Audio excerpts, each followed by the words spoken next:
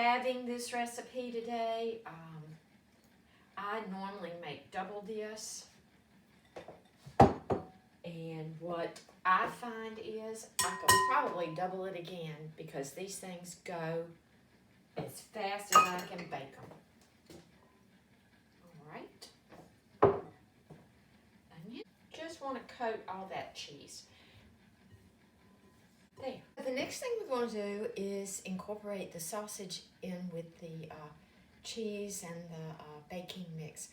This is a little trick to it, and obviously the more of these you make, the faster you get at it. Like anything else, practice. And I've made quite a few of these because, as I said, these are a #1 all-time recipe in my house. Make as many as you want.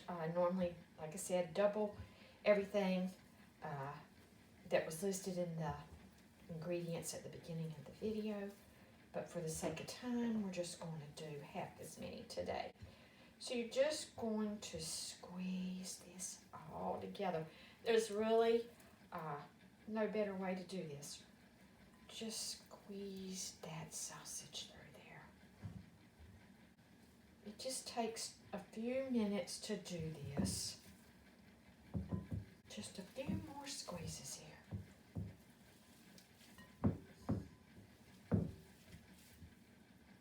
And you see it came together rather quickly. It wasn't that bad. So the next part in the process is to roll these into 1.5 inch balls.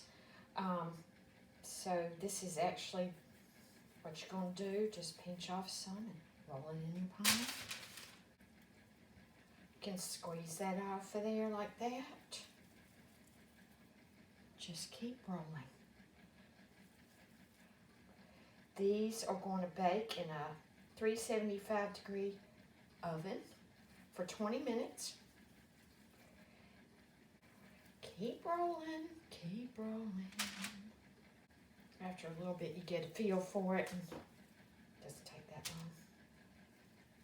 long. Okay, I just took the sausage balls out of the oven, and this is how they look. There's a lot of the grease that's coming from the sausage, so we're going to let them sit and cool off. So you see that lining the baking sheet with the parchment paper is going to come in handy for cleanup.